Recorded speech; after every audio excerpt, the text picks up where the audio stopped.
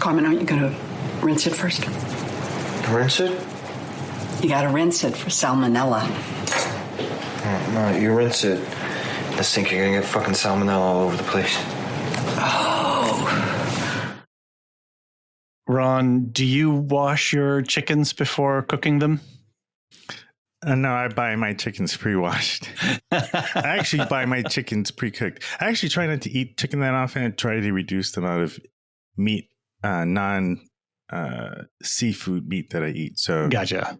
when I am eating chicken, is usually like in a chicken sandwich or a chicken salad. Right.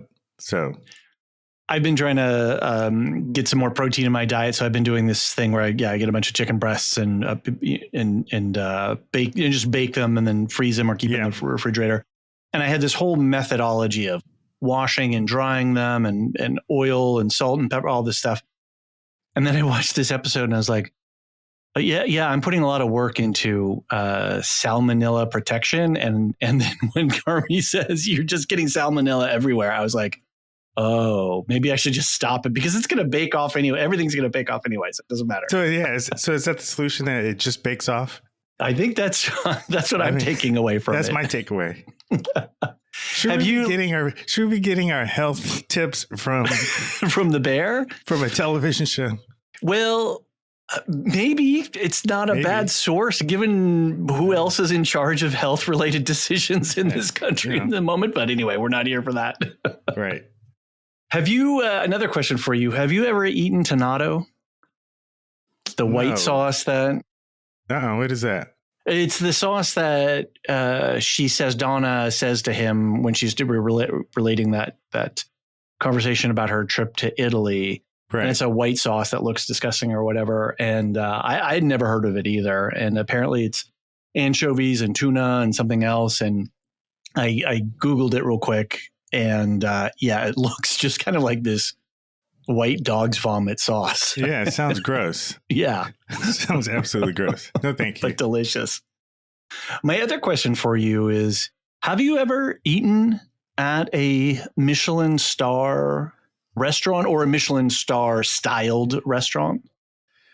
Well, I came close to almost, but not really almost. So one of the more infamous stories a long time ago, this woman I was dating was a foodie, and we lived in the Bay Area, and I was going to surprise her and take her to the French Laundry where Carm worked, right? Yeah. The world famous French Laundry. Yeah. So we were driving back from a wedding. I said, I have a surprise for you. And she couldn't wait to us. So we drive up to the French Laundry.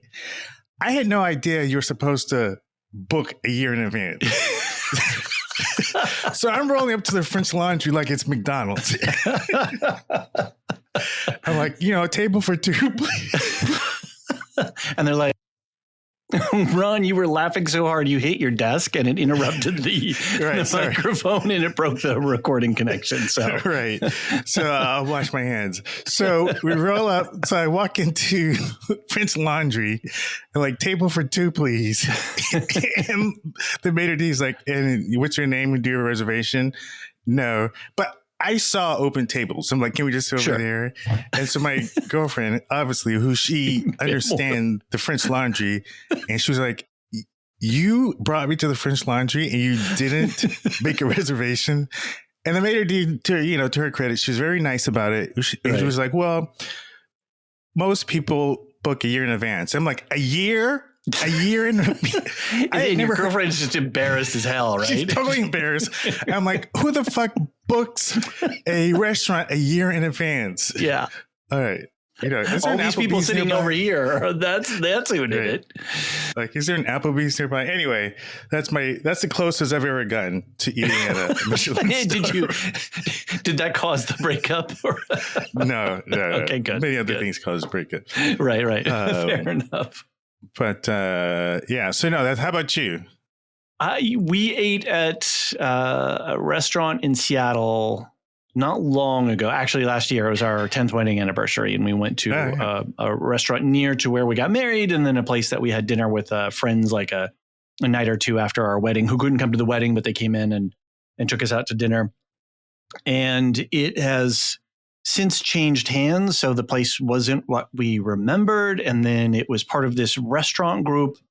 They have a named chef in Seattle, and the group has like 3 or 4 restaurants around town and stuff. And yeah, we ate food that I never thought was possible that you could eat. There was some stuff. It was just like, wow, this is incredible. And there was that inherent tension of this is elevated food. I wasn't prepared for elevated food because we thought we were going to a homey comfort place that we had been to before that was elevated, but still kind of pub like food, but still very simple and familiar. And so there was that challenge. And then the other challenge of just like, what do I do with this? I'm not in this world, so I'm not prepared for processing this.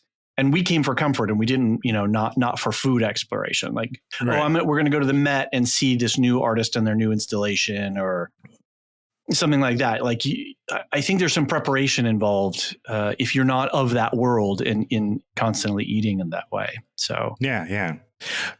And there's a famous restaurant in Berkeley called Chez Panisse. Yeah, right. I think I've eaten there. Isn't that a Michelin star restaurant? I'm sure it is. It's up there. It's in that world. Yeah. Right. Yeah, I ate there a long time ago, back when I was in college. So okay. I don't know if it was a Michelin star back then. So if that counts, then that probably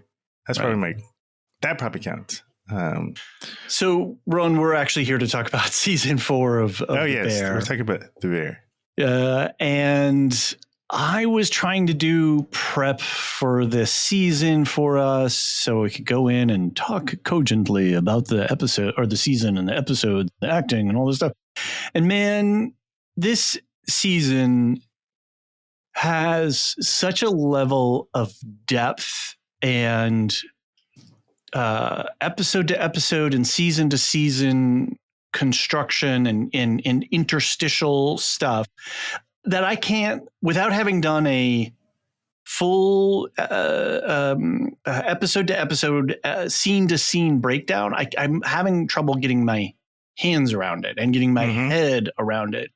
And before we recorded this last week, I went back and I watched season 1, episode 1, and then season 4, episodes 1 and 2, and then 9 and 10, just to kind of back in the world. Because my wife and I were watching it on and off when we were on vacation earlier this summer. And all that kind of stuff.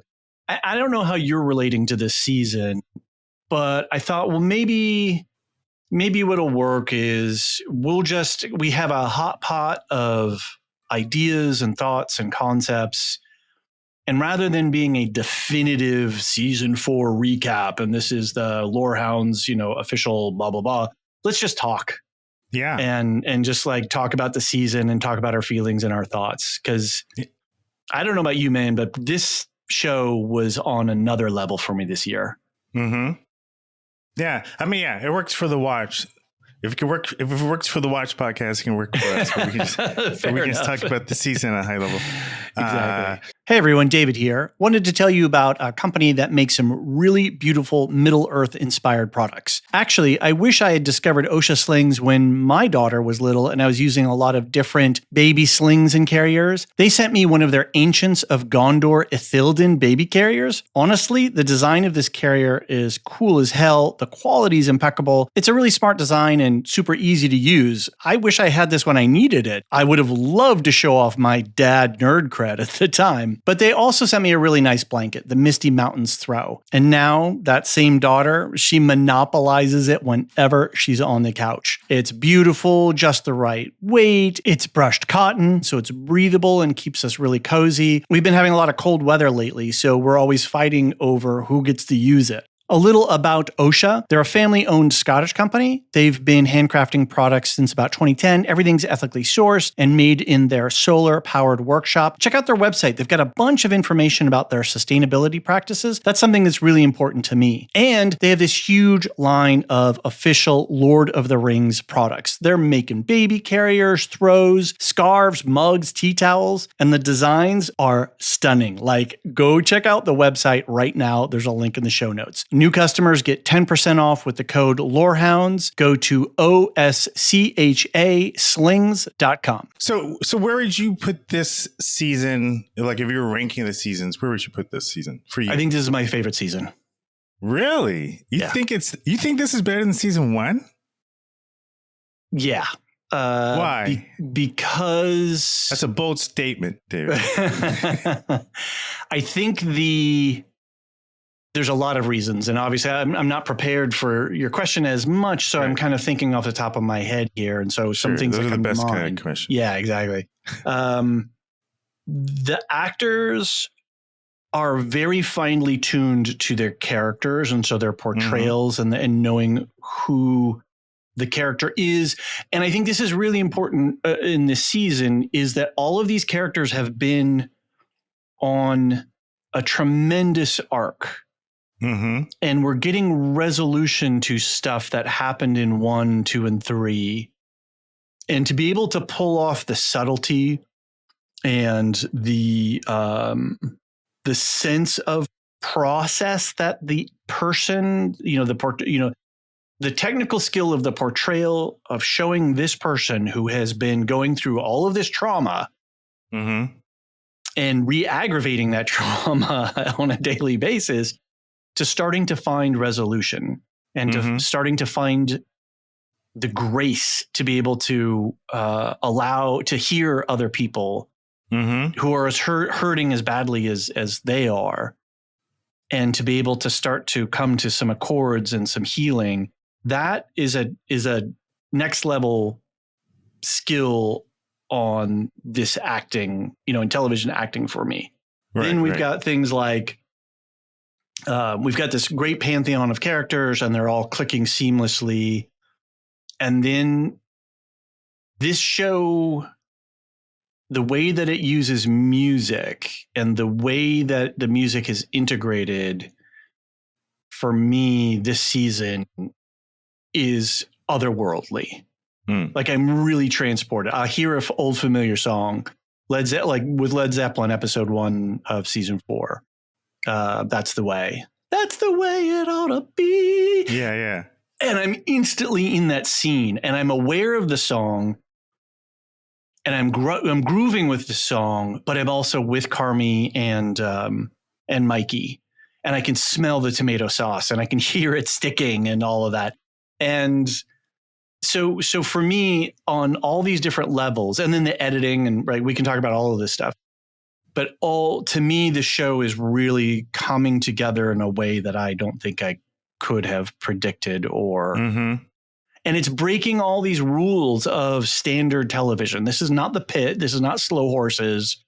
This is not Andor, which was also breaking ground this year. Right.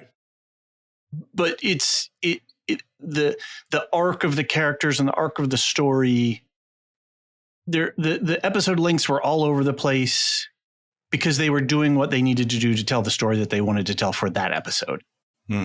So like all of these factors combined, to me, it's like Tonnato. Like it's like it kind of looks like a mess on paper, but then when you eat it, you're just like, oh my God. I've never eaten Tonnato, so I wouldn't know that, but I'm going off of Dee Dee's description of it. Yeah. I don't know. Does that answer your question? I feel like I'm rambling a little bit. No. I think it's good. And obviously, I think it's interesting you mentioned the music. I mean, for me, I'll just say, I think for me, seasons 1 and 2 are kind of hard to beat. Sure. So this would fall into like third place for me. Okay. And it's interesting you mentioned music because I, my current girlfriend and I, we rewatched seasons 1, and then we were like halfway through season 2, and it was just, I remember just recently you were rewatching them. Yeah. Like just this week and last week. Okay. We had like our 5-year anniversary a couple of weeks ago. We went to Disneyland for a couple of days. Oh, fun. And Congratulations. Back at our motel/hotel. It was advertised as a hotel, but it was pretty much a motel. Nice. We still have a sore spot about that. Anyway, you didn't book a year in advance, my friend. Exactly right. Anyway, we started watching it, and but this week I remember watching. It was the episode. I think it was episode 202. So season 2, episode 2 or 3. Right. It's the one where Sid is going around Chicago and she's experimenting. Yeah, it's a great episode. And then the needle drop. I think the song is called Future Perfect. And I remember the first time hearing it, it was just such an evocative song. I never heard it before. And the way the editing had gone with the music, they had all these vista shots of Chicago. They had these quick edits of the food that she was tasting. And it was sort of like this really beautiful montage of her journey. We couldn't tell, was this all happening on the same day? Because her outfit wasn't changing. If it is, she's eating a lot of food on this day. I remember having that same thought. Like, damn, like, is this the same? And then away. she's visiting these restaurants and she's talking to people. And it's like, there's a lot happening on this day. If this is all happening on the same day. All that to say is, I kind of felt like in the first 2 seasons, the use of music, because so much of the music, at least for me, it was music I hadn't heard. It really gave it that sort of indie film feel I think that I really enjoyed about the first 2 seasons. And I agree with you. I think the use of music in this season is equally strong, but they were more recognizable songs, and there's nothing necessarily wrong with that. But only if you use them in the right way, though, right? You can absolutely, yeah. I think back to the Dune for Dune. I guess it was the first Dune movie. Oh God, what was it? It was the first one of the trailers. Villeneuve Dune movie. Yeah, Villeneuve. And for sure Dune, when you're talking about first Dune movies, yeah, absolutely. Because God bless David Lynch and Coughlin, but that was a freaky movie. I love it. So it's a hot mess, but God, I love it. Anyway, the first Villeneuve Dune movie, I think they used a Pink Floyd song in the trailer, and it was like, oh yeah, that's a great hook. And there's nowhere in the movie. Of course not, yeah. You know, you're like, and so when I heard popular music in this season, every single time they used a known song, it worked.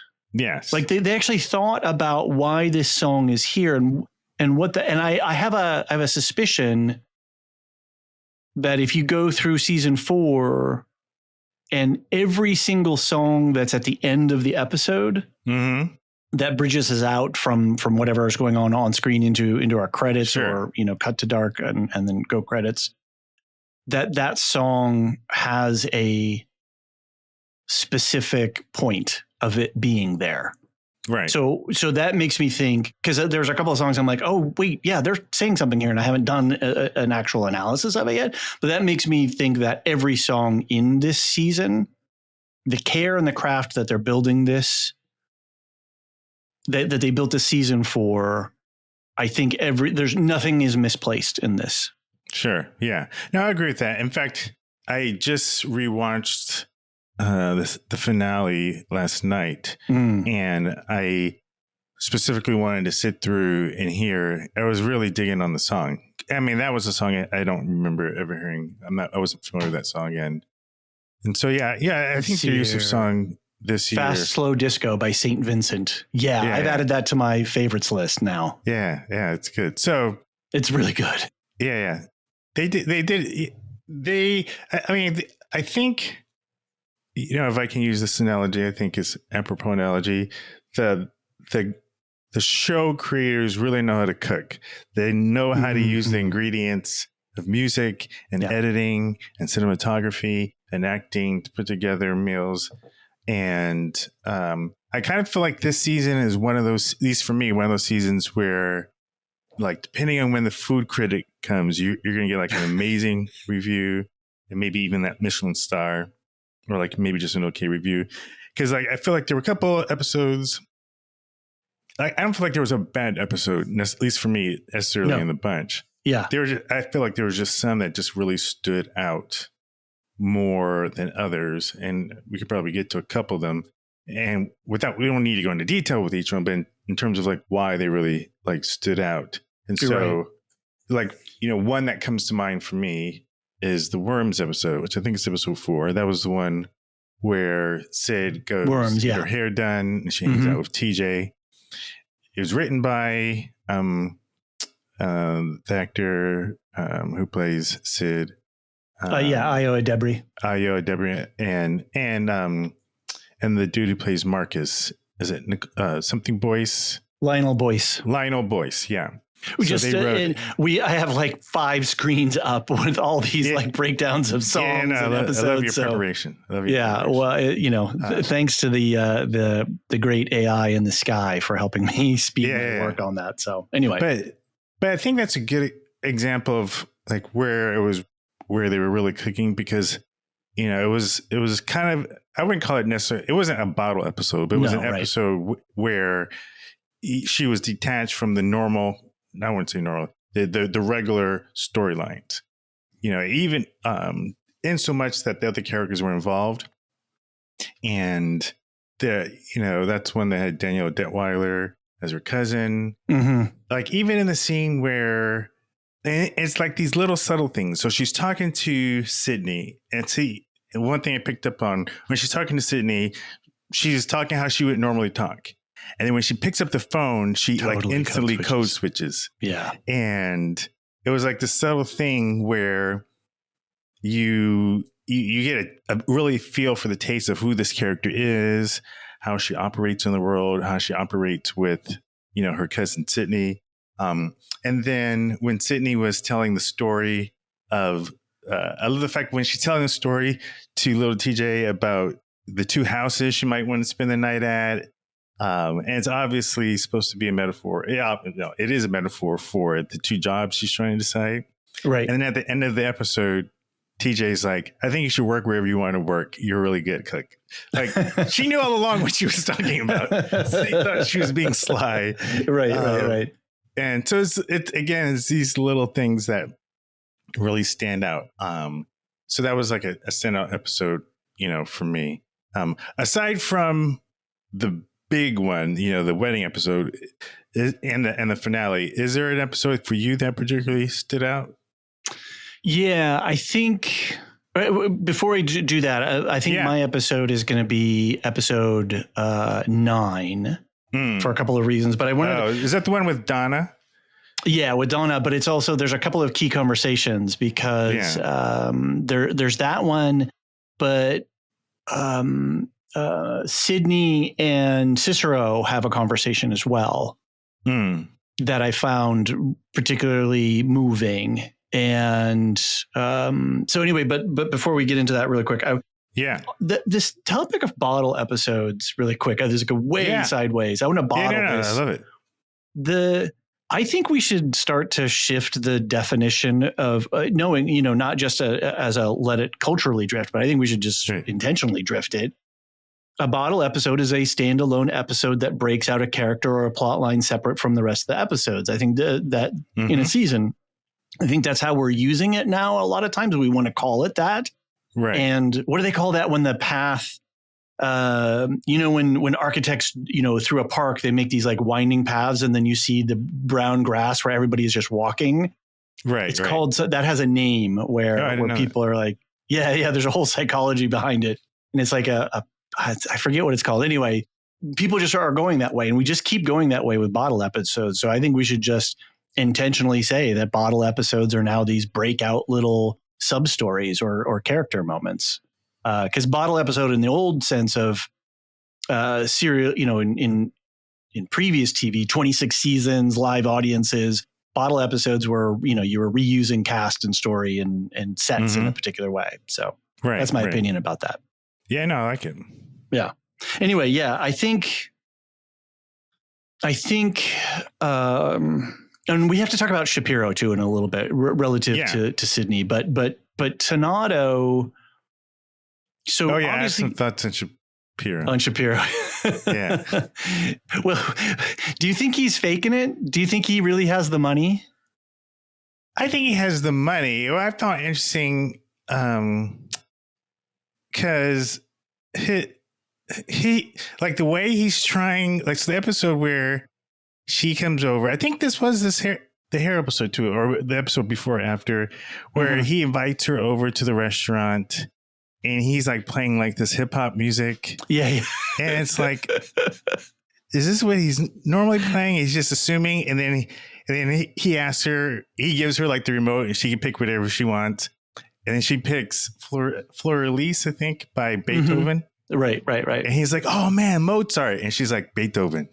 And so, like, one, I just think it was so funny that, like, here's this dude, he's trying to be cool, he's kind of be hip, he's inviting this black woman over, fronting in a big way, assuming that she's gonna like hip hop, and she prefers Beethoven. He doesn't even know it's Beethoven. He thinks it's Mozart, which could mean like maybe he really is into hip hop and he doesn't know classical. I don't know. Right.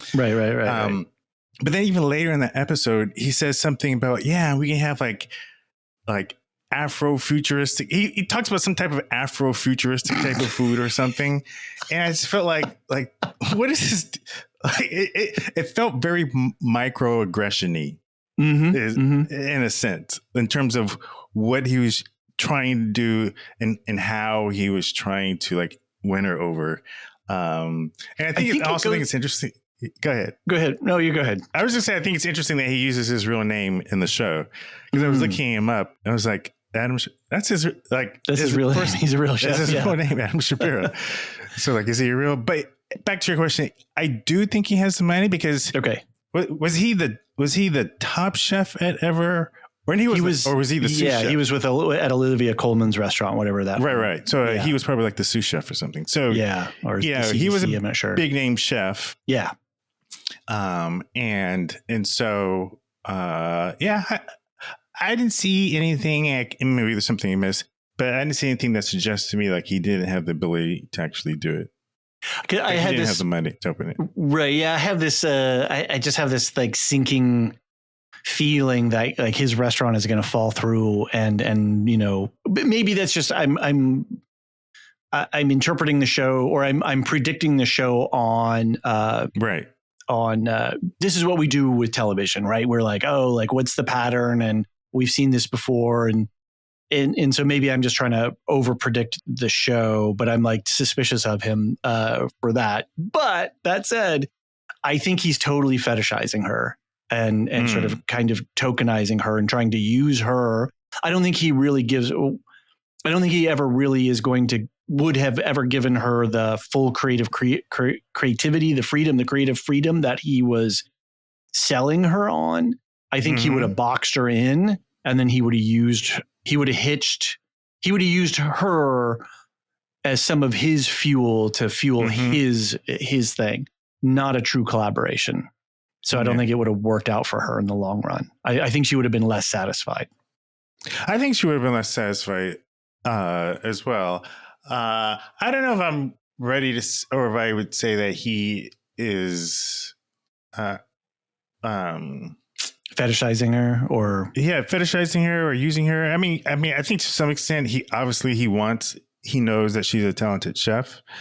I think maybe he knows, because we learned in the last episode that he's been talking to Carm, that he's been, so I think that actually kind of reveals a positive aspect of his character. Like he wasn't trying to do this behind Carm's back. He's like, hey, Carm, just letting you know, I've been talking to Sid. And that's a good point. I like that. I think so. There's that aspect of it. And I think if he's talking to Carm, he knows from Carm how good Sydney is, either directly or indirectly, either, you know, because of maybe how Carm has talked about Sydney, and he knows the quality that Carmen requires. And then based on, I'm sure, conversations they've had in the past about how good Sydney is. And so I think, you know, Adam wants his restaurant to pop, and having a chef who's not just a talented chef, but we know from season 1 she's smart about business and kitchen maintenance and management, and so she has a good head on her shoulders with regards to how to run a kitchen. And so, you know, I think when you have a talent like that, you really want them, because you want your restaurant to be the best. And I think the show has established that she's one of the best chefs in Chicago. And so why wouldn't he want her? Did you like the little fake out of the best new chef for Food and Wine with Marcus instead of Sid? Yeah. Because they really set you up to think it's going to be. Totally. Yeah. And even Carmi looks at her like, hey, you got this, girl. And then boom, the reveal. But what I think it was interesting in rewatching season 1. Yeah. I love these little callback. Carm is having a conversation with Marcus, and he's talking about when Food and Wine named him best nice chef. And so having just recently seen this episode, obviously I didn't remember it from the first time, but now when I rewatch season 1, and I see this conversation between Carm and Marcus, and then Carm is telling Marcus about when Food and Wine had named Carm best new chef. The way it came full circle, I thought was pretty cool. I think I was saying this too at the top of the episode, that this is the difficulty that I have in normally for a season wrap. We've usually, or a one shot, we break it down and we have a skeleton and sort of an organized structure to attach to things.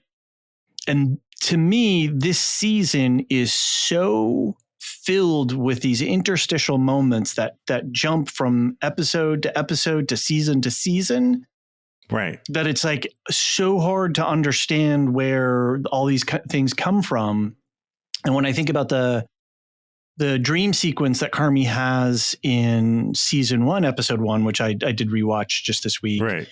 And then we have a dream sequence this episode, and they're both related to the formulation of the bear and its sort of emotional origin points.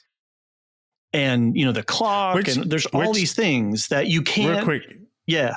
What dream episode are you talking? Because there's like 2 dreams Carmi's having. There's a dream of the bear, and there's that dream sequence where he's like in a television cooking show, and it's a nightmare. Which one of the dream sequences? I was thinking of more specifically of the bear. It's the bear. Uncaging the bear on the bridge. Yes. Yeah, at the very beginning. Yeah. And it's just so hard to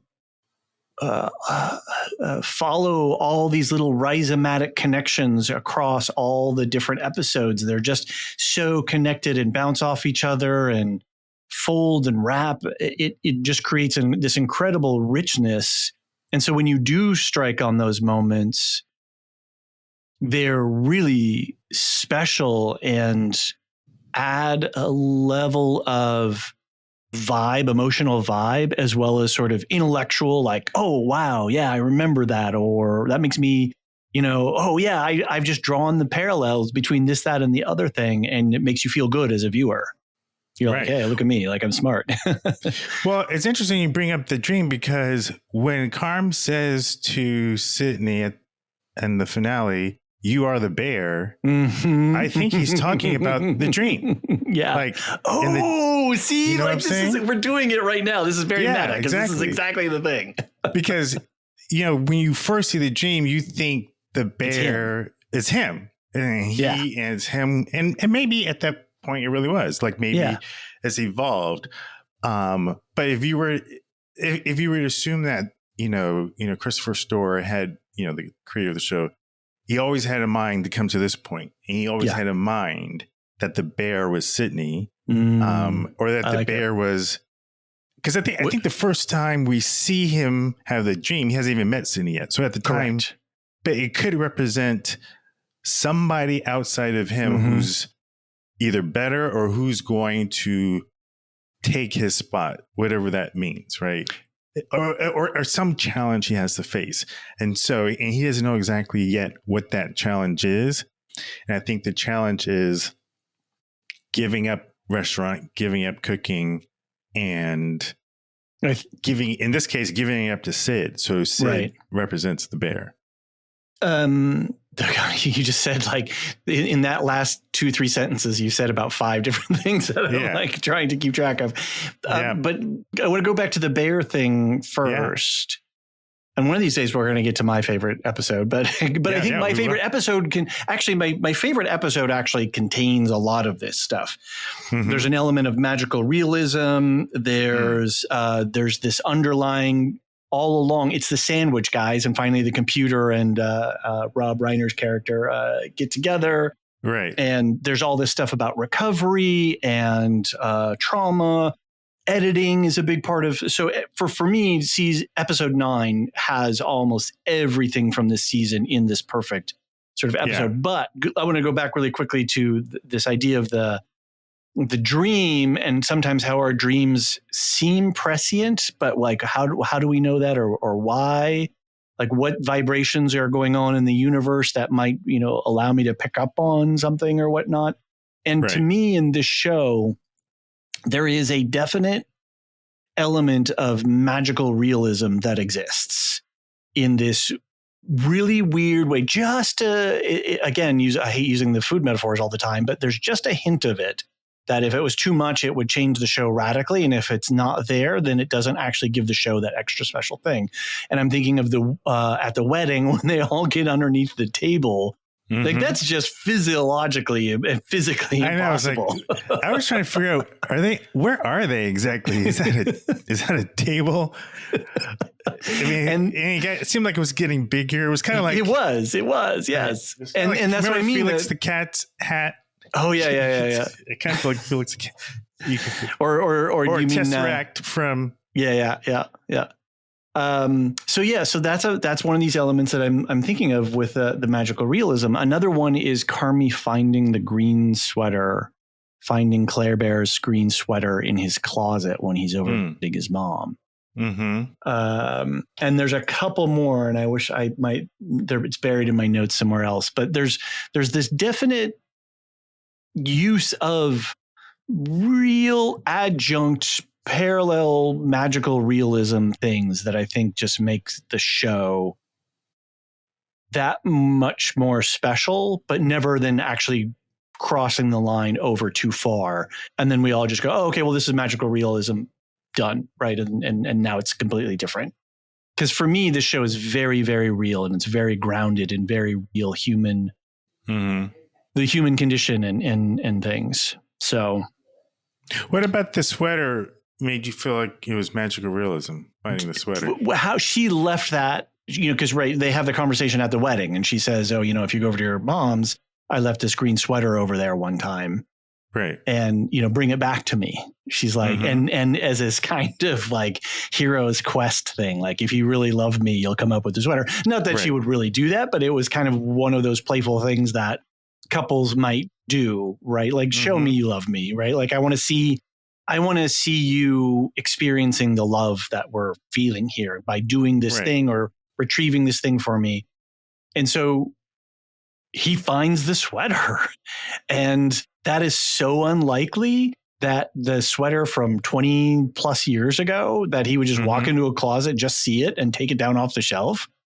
Right. It's super highly improbable, but it is one of those beautiful little moments that do happen in life where there's just some weird coincidence. There's no way to explain it.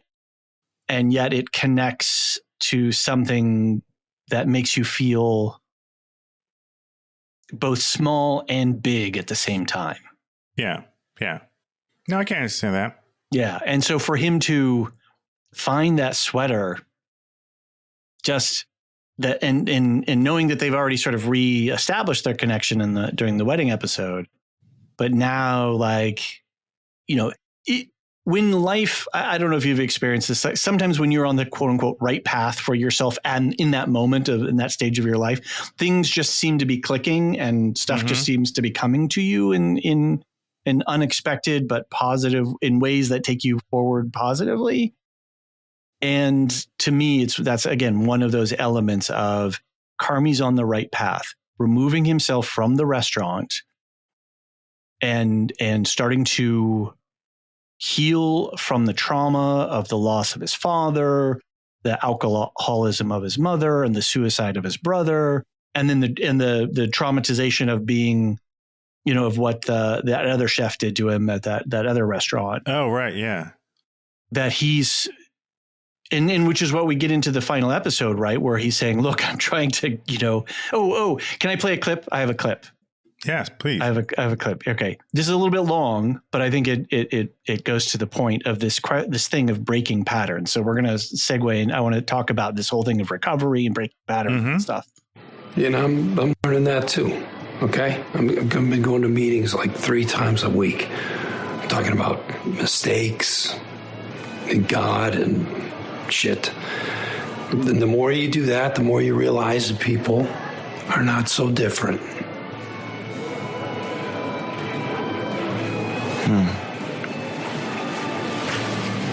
Like who? Like you. You and her. Yeah, you're both real sensitive. You're both real intense. I'm not sure you know me well enough to say that. Okay. But I think you leaving was a smart thing to do. And I don't think you should bust your own balls over it. How come? Because sometimes to break patterns,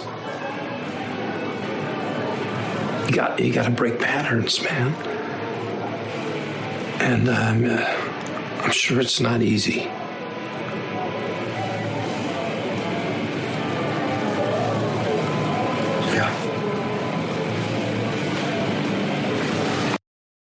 So that was Bob Odenkirk as Uncle Lee and talking with Carmi at the wedding where they share, instead of going out and having a cigarette, they're sharing some nicotine gum. So what did you hear in that? Because there's so much to me in there that's packed with that. Well, I think there is, like, you hear in Carm's voice almost a sense of I don't know if annoyance is the right word, but a little put off of the fact that he feels like Bob's character is being presumptuous when he says, I don't think you know me well enough. Yep. But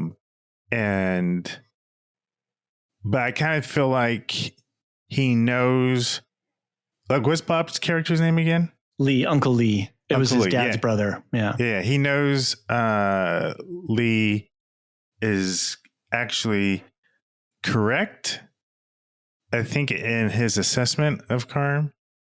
And he doesn't like the fact that he's correct. Yeah. And he's saying, well, you don't know me well enough to make that judgment. But he kind of does. Or he does, obviously. Whether or not he does or not, you know, he kind of pegged him. And I think Carm knows that. Yeah. So I think that bothers Carm to some extent. And I think what's interesting too that I took out of it, and at some point we're going to talk about episode 10 and that final conversation, that what Carmi is trying to do in that moment of episode 10 that nobody else is really understanding is that he's trying to break a pattern to break a pattern. They're saying your pattern is always to run away from the challenging, difficult, painful things. And by leaving the restaurant, you're doing that pattern. And he's saying, yeah, I get that, but I'm trying to break that pattern by breaking the pattern of me running away. And the only way for me to break that pattern is to actually sort of run away. And he gets that advice from Uncle Lee, there is a lot of resentment and upset in there because of the family dynamic of him stepping in as a quasi-father figure and getting close to their mother and everybody being a little bit uncomfortable about that. But then I love the way that they don't ever say, oh, I'm in a 12-step program, or I'm attending Alcoholics Anonymous or whatever. They never call it out, but both Uncle Lee and Donna are clearly active in recovery groups. Yes. And are being supported by the frameworks and structures that are within those groups to be able to start to deal with their trauma and then start to deal with repairing the relationships in their lives. And so I find it really interesting that in this conversation, Uncle Lee, who clearly Carmi has some antagonism towards, he actually takes that piece of truth that he says about breaking patterns, and then he actually uses that Carmi uses that in trying to get himself out of, getting out of the dominant position at being at the restaurant. So do you think he hadn't made the decision yet by that point? I think he had made the decision. I think when he made the decision when he left Claire's, wasn't it? And he calls up Petey and says, "Hey, I need to." Yeah, and I forget what episode that was. Somewhere in the middle of the season. Okay. So I think he had made the decision, but in the conversation with Sid and Richie,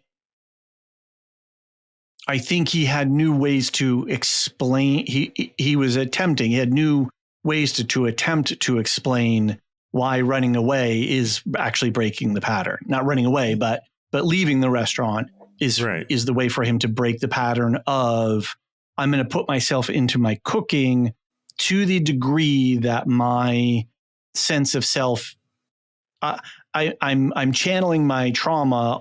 I'm reflecting my trauma. I'm spewing it all back at you guys by dumping myself into and not dealing with it. Now I'm affecting you all by it. I need to stop doing that. And to stop doing that, I need to step away from being the center of the restaurant. Right. Yeah, I can see that. And I think that conversation allowed him to perceive it in a different way and have some different words to explain it to Sid and Richie. Yeah, that makes sense. Yeah. What do you make of the whole way that they're using recovery support groups in the show? Like I said, they never call it out. Like I never heard them say, "Here's my coin," or my sponsor said I should talk to you, and here's my checklist of this is how I'm supposed to apologize, take accountability. I like how they're using it. I forget which episode it was this season, but I feel like this season and previous seasons have had a really strong monologue from someone in the AA meeting. Yeah. In one of the earlier seasons, it was Carm. Another season was Molly Ringwald's character. Yeah, that's right. I forgot about that. I think from season 1. Yeah. And then this season, I don't remember the actor's name, but I remember after hearing, it was like one of these, I think it was a one-shot monologue, like a slow pushing, unbroken. And I remember after watching it, thinking to myself, like, that's the kind of role you get where you scream to all your friends, like, I got this amazing role on this amazing show, The Bear. And it's like that's the one time we see her. Yeah. But it's totally going to stand out. Meteoric. It's going to put her on the radar of a bunch of casting directors. And so I like how they've used, the scenes in the AA meetings, and in a lot of ways, the whole show is about recovery. I mean, the show's about, there's so much dysfunction in this family. I think there's, is it John Mulaney's character who specifically says like he's at the wedding. It. Yeah. Right. And he's like, he feeds on it. Right. So, so you have all of this dysfunction. You have substance abuse, emotional abuse. Yeah. And, I think it's a common theme that runs throughout the entire show, recovery, and what are the choices we have to make in order to overcome and recover from our past trauma. And I think this is something that's really unique about this show, is that they could have kept going with the intensity from season 1 and 2 of people shouting at each other and having all this high drama. But instead, they really worked hard in season 3 and season 4 at bending now the arc of the characters, instead of just continuing off in one direction, which is, okay, we just keep remaking the show and giving everybody that visceral high of the argument and the back and forth, to actually moving us into this more subtle and nuanced space of what does it mean to take accountability for your actions in the past. Mm-hmm. Yeah. Yeah. And I think, when you come to, episode 10 and Carm's decision, I think that's one of the controversies surrounding the show now is the decision for him to leave. Right. Like where does it go? When is it realistic? Where does the show go from there? Yeah. What does that mean? What is that going to look like? Where are you? What are your opinions about episode 10? Well, it's clearly designed like a play because it all takes place. I was about halfway through and I'm like, oh my God, this is so theatrical. And I'm like, by the end of the episode, I was like, that was a one-act play. Right. But I liked how they did it because oftentimes when a television show does that, where it does something that is clearly designed to be like a play, it sometimes feels like a play. Mm-hmm. So one thing that comes to mind to me, I was recently watching Mountain Head on. Yeah, what did you think of that? I didn't finish. I need to go back to it. But it was feeling too like I don't like it when a show feels like they're making it like a play, if that makes sense. It's hard to really put words into it, but it feels like, they're acting this. Because when you act in a play, you have to act a certain way because you're acting to an audience, whatever. And I don't know if I'm explaining myself very well, but sometimes when you have these episodes that are like little mini plays, they feel like you're doing a play versus like, so for instance, when I think about Reservoir Dogs, and like I think about the scene, the cutting ear scene, right? Technically, you could say that could be in a play, but it doesn't. You don't feel like you're watching a play when you see that scene. And there are lots of little scenes in that movie that could be like plays. There's two people in the room talking. A lot of Tarantino stuff. I get you. Same thing about Pulp Fiction. Sure. But I never feel like the opening scene in Pulp Fiction in the cafeteria. In the diner. I never feel like I'm watching a play. Right. So sometimes I feel like when I'm watching a show that is a regular TV show, a lot of different locations, and then they have this one bottle episode. You see what I mean? It's there. It was where right there too. Everyone's just there. Sometimes it feels like sometimes it feels like a play, and it kind of takes me out. It's like an uncanny valley thing. That's a great example. Yes. An uncanny valley, like it feels like a play and it's taking me out. Yeah. All that to say, I felt like this one kind of like straddles it. Like I didn't have that uncanny valley feeling because one, it took a while before I realized, we haven't moved the location yet. And so like, we're still in we haven't gone to we haven't seen any other. Right. It's just them in the back of the. And then we have one door where people enter in. Nobody actually exits. Right. We just keep adding. Yeah. People coming in. So I thought they put it off well. I wonder how many cameras they filmed that with, because the way and how many takes and in the edit to try to match that tonally, because that the tonal, the emotional vibrations that were rolling off the screen were just exquisite. It felt real and it felt earned. And it felt like, and one of the things that I really appreciate about the show is that they're breaking rules of what an episode of television would normally be, like a little mini 3-act play in each episode. This thing, they were just like, no, we're doing this. This is where they are. They walk out after work and this is what happens. And this is a conversation that you could have with these people. And I thought it was brilliant top to bottom. I absolutely loved it. Yeah, it's funny you say that because I read this article on Esquire by Jonah Rosenberg, and he specifically described it as anti-TV. So it's funny that you okay, so now I'm going to have to go read this article, right?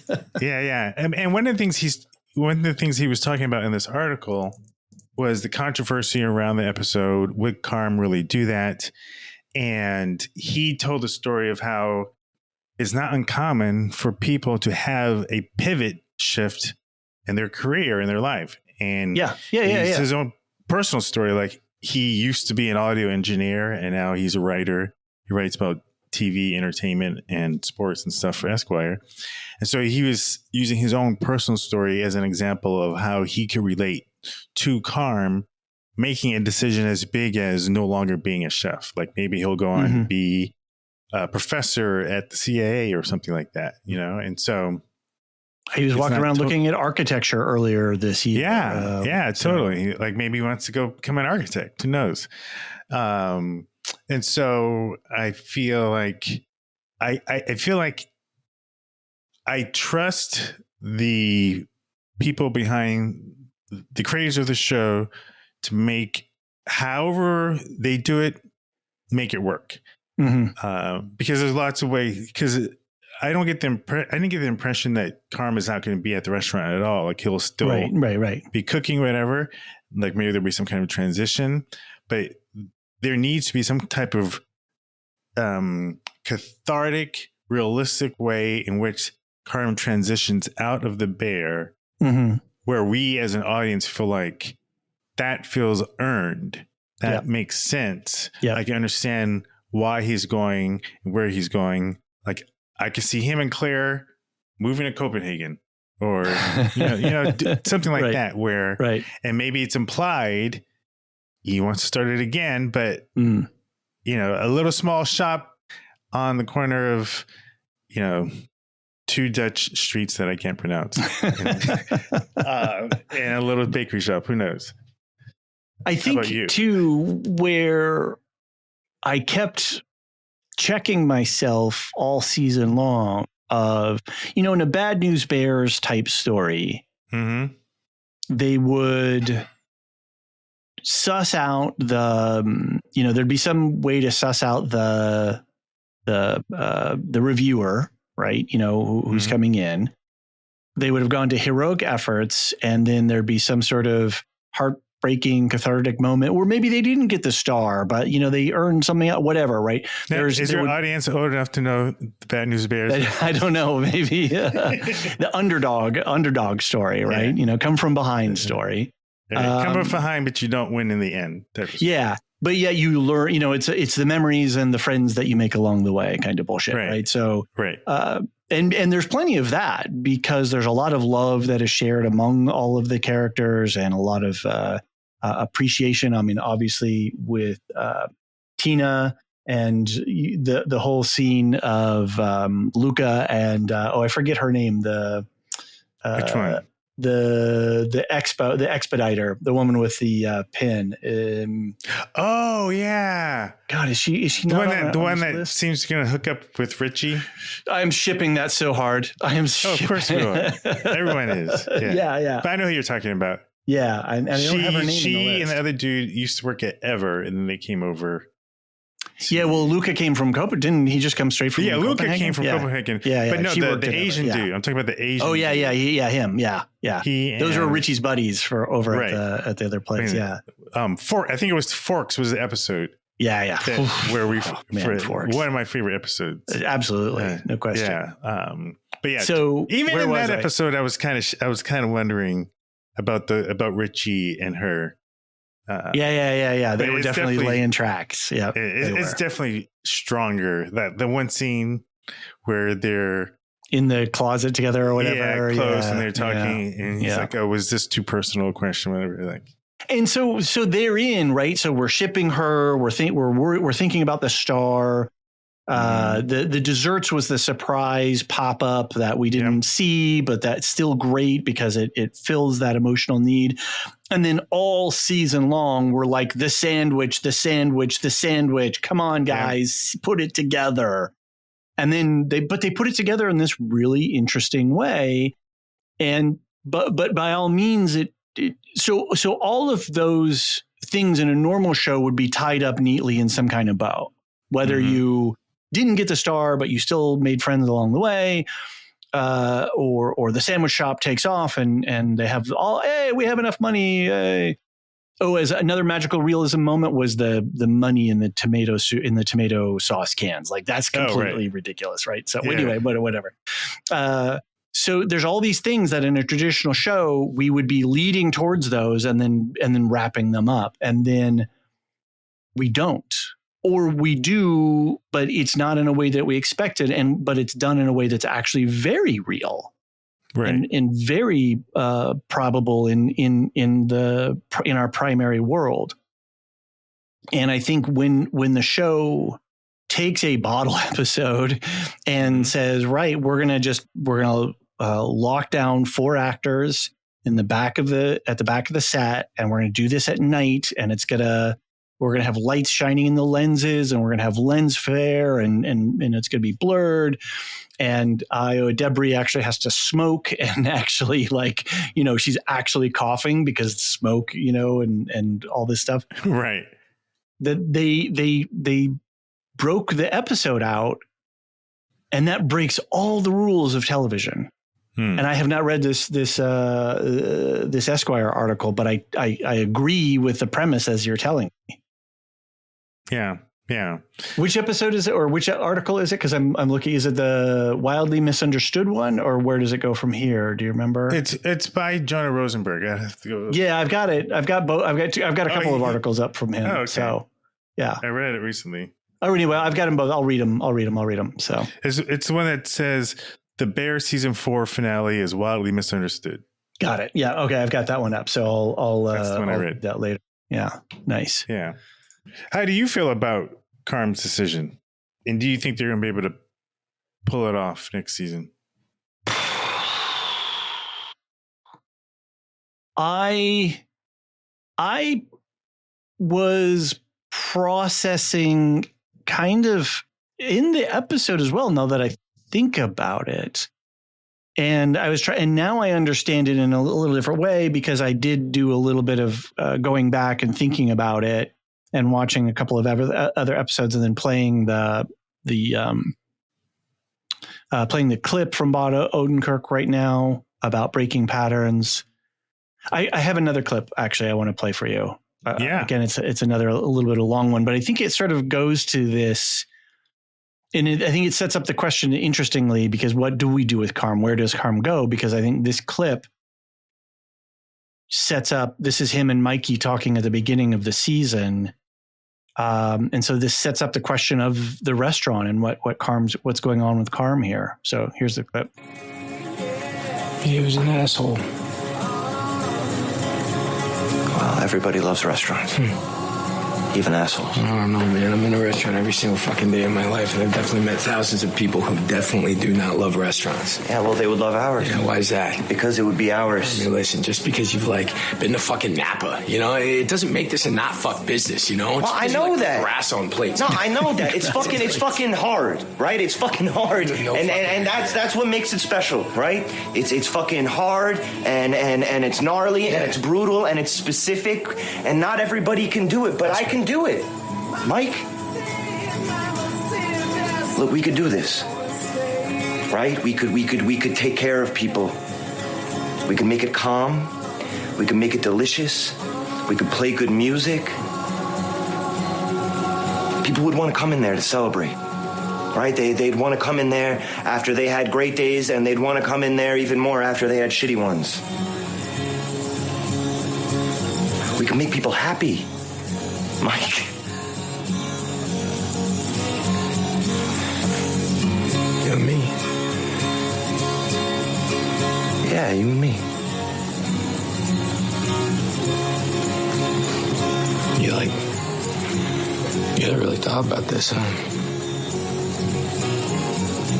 I know what it smells like. What do you call it? We could call it Mikey's.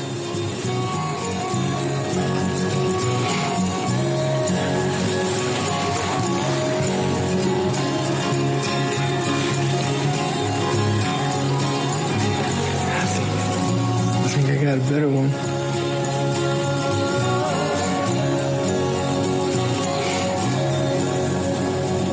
Well, what if there is no tomorrow? There wasn't one today. Hello? Hello?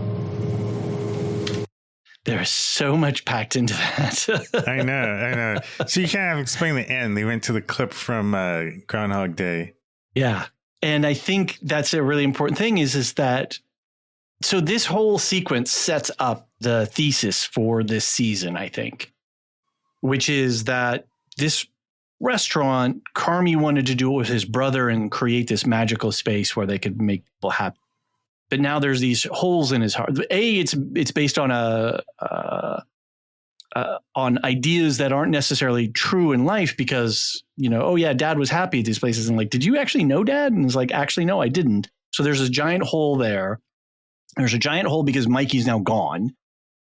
And so there's all this stuff. And so Carmi's trying to do this thing that he wanted to do with his brother, but his brother's not there anymore. And now he's stuck in a pattern and now he's stuck in Groundhog Day. And he has to figure out his way out of this finger trap. And instead of pulling away, he has to push in.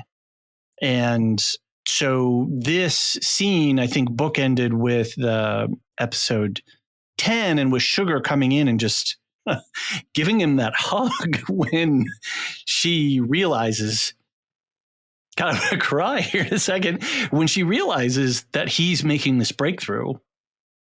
It's just it's such incredible writing. It's just such incredible vision for television. Like, I don't know another show that has done this with this kind of subtlety and at this kind of scale. Yeah. And like in the fact when Mikey says, I have a name for another one, and then you, without saying it, but what he's thinking, right? Yeah. And let her rip Bear. Right. And yeah, I mean, I think that's what makes the show special. This is the kind of show, and you can tell based on the number of like guest star appearances on it, you can tell this is the kind of show where other celebrities say, I want to be on the Bear. Like they turn to the agents, get me on the Bear. Yeah, exactly. Even if I'm just for one scene where I'm a dishwasher, and I feel like it's that kind of show, right? Where yeah. John Cena, Brie Larson, Rob Reiner. You're like, what the hell is going on here? Sarah Paulson, John Mulaney, Odenkirk, Olivia Colman. I mean, the list goes on and on. Joel McHale as the guy from Community. Joel McHale as the abusive chef that Carmi worked under. Yeah. I remember that. I almost didn't recognize him. It was like, is that the dude from Community? Anyway, I like the term to stunt casting. That's a word that gets thrown around with these kinds of things, and I love that idea. Like, yeah, we're gonna watch us pull off this stunt. We're gonna pull in this actor that you had no idea was gonna be, in this one way or another, and they pull it off. So I love it. And I think the reason why they want to be on the show, going back to the restaurant analogy, is because for at least once you want to eat at the French Laundry. And you want to see what it tastes like. And I think actors, they want to see what it tastes like to taste the dialogue that is written for this show. To know what it's like to be in a show like this. Rob Reiner, that's another one out there. Robert Townsend. Absolutely. Yeah. And so I think, I think it still remains a special show. I love the fact that it is every year. It's like you don't have to freaking wait 2-3 years. It's like regular television. It's like when TV used to be regular TV. Like every year, the show came back. And at the same time, this is not right. This is not a normal television. Not at all. Yeah, not at all. So I feel confident that they are going to be able to pull it off next year with whatever Carmi's decision is. I kind of feel like, is it official that next season is the last season? Yeah. I believe so. Yeah, I believe so. I mean, I think it's ready. I mean, we're done. Ready. We're done. I think, didn't he have originally 3 seasons in mind? And then they kind of pushed him to stretch out to do an extra, or was it 4 seasons? I forget what the number was, but he had it in mind, and he kind of got studio pressure to fill in. And so that's where I think 3 feels a little lost because it wasn't part of the original plan necessarily. At least that's what I'm sort of. Yeah. They squid gamed him. Yeah, exactly. We need you one more. And I think that's dangerous too, right? I mean, I get it, but you should not turn the bear into Poker Face. You should not turn bear into. I keep bringing up the Pit, but that's right. That to me is an elevated show of that variety of year after year, season after season. You keep running in a modern context, right? As opposed to an ER or Hill Street Blues or a MASH or what have you. Yeah. I'm showing. The bear is telling a very specific story. Yeah, and so even from the beginning, you feel like it's the kind of story that's going to have an end in a relatively short amount of time. Like it's not the kind of story you want to have go perpetually. No, because then you'd end up jumping the shark, literally. Yeah. So no. And again, there's another aged reference. Yeah, I'm sure many people out there have heard that. They just don't know the YouTube jump origin. The shark. Yeah, and you'll get there. Yeah, Henry Winkler. That's right. Yeah. Did you like Barry? I didn't finish the last season, but the seasons I watched everything up to the last season. I liked it. I heard there's a lot of controversy around the last season, so I enjoyed it. It was I think I ranked it as my number 1 for the year because it was just so again just groundbreaking. It was he was just doing stuff that like you just don't. But do you brought television. it up because Henry Winkler is in there. Henry Winkler, yes, right. Yeah. I was like, what does that have to do with the bear? Oh, Henry Winkler, got it. Jumping the shark. Too many seasons of the bear. Yeah. Yeah, we got there in the end. Yeah, no, I'm looking for it. I thought overall I liked season 4. I liked it better than last season. And would you put 2 on the top of your pile? 2 or 1. You can't. Hard to break it out. Yeah. 1 is just. I feel like every episode in 1 was just fire. Yeah, and it was just the energy. Yes, music. Jeff. That Winter episode where everything just goes wild. I just felt like it set the stage. But so those 2, they're very close to me. Yeah, and 2 has some sublime moments, right? I mean, fishes and forks and what was the Copenhagen episode called? I can't remember. I don't remember offhand. I just watching it. But that episode is in season 2 as well. So much. Yeah, I mean it's a strong season. That's a really hard season to beat just for those 3 episodes. Yeah. But at the same time, for me, season 4, it is the synthesis of everything that they're and sometimes shows will synthesize things, but then not elevate it. And I think this is elevating the editing, the montage scenes, the city scenes, the music, just everything to me. They were doing it really well, and now they're doing it better. Right. Yeah. Yeah. And you had those special moments. The conversation with Donna was powerful. Yeah. I think she'll definitely be nominated for that next year. Such a good performance by her. Yeah. Such incredible stuff. The magical table scene in the wedding episode. Brilliant. So yeah, man. Cool. Well, I think we're kind of there. I think we made it through. We crossed all the T's, out all the I's. I mean, there's so many little details too. Like I was thinking about, there's one of the pieces of music is Tangerine Dream, Diamond Diary. And that movie, that song is the opening to Thief, the movie Thief. And it's a great heist visual thing. And so that means, there are, I've got so many notes left on the table here. It's like ridiculous. You could go on forever. Really could. You could really pick this show apart scene by scene. I mean, the season apart scene by scene. Yeah, for sure. And it was good. Cool, man. Well, what else you got going on these days? You've been busy at work. I know you mentioned that. Busy doing my, by day, doing a marketing manager, by night, catching up on TV, and every now and then creating content. You can always find me. Just go to blurredrunner.com. There's links to all of my cool socials where I make a fool of myself. And are you still doing your YouTube with your friends? Yeah. We haven't been consistent with it. So I think we may start putting out for our Dungeons and Durags podcast.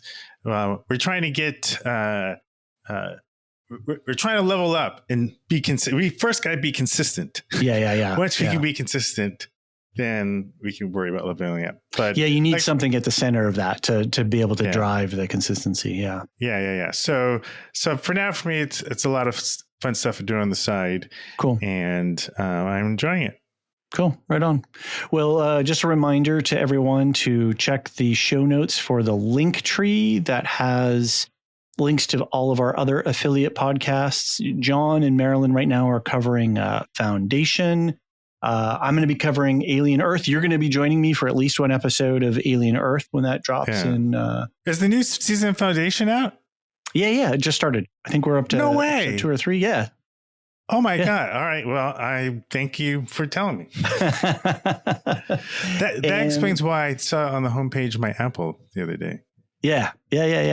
And so John and Marilyn, I'm dipping out on the season. John and I started covering that together way back when we were stuff, and I'm just not into the season. We got access to screeners, and I had to dip. But Marilyn is a big book reader and big Asimov fan, so they're doing that.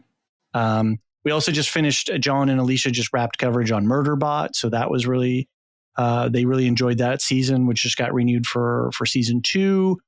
Alicia and Jean are covering a lot of the movie stuff that were coming out because obviously we have Superman out, we've got Fantastic Four out, we had Ironheart, so they're keeping all of that stuff under wrap. Whatever, I'm mixing my metaphors here. Anyway, they're putting podcasts out on all of those, and then like I said, I'm doing Alien Earth, and I'm gonna do squad style, kind of like we did for Andor, where I'm going to have a little a rotating seat of folks. But I know you said you were keen on it, so you and I will look forward to episodes. Look forward to coming back for that. Check us out on Patreon or Supercast. Those links are in the show notes as well. If you like what we do and you want to support us, let us. We would be great. I mean, it's like I think with the discount for a prepaid year, it's like $54 or something like that. I mean, that's a ridiculous price.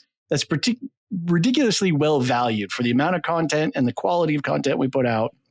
And the other thing too is we make sure that Ron gets to a part of this. So all of our co-hosts get paid out for being on the podcast and stuff. So we really make sure to honor the creative relationships that we have with all of our co-hosts and everyone. So we would really love your support. So check us out on Patreon or Supercast, which is just like Patreon, but slightly a little different. Otherwise, thanks for dropping in, Ron. It was good to catch up with you, man. I miss talking to you every once in a while. Yeah.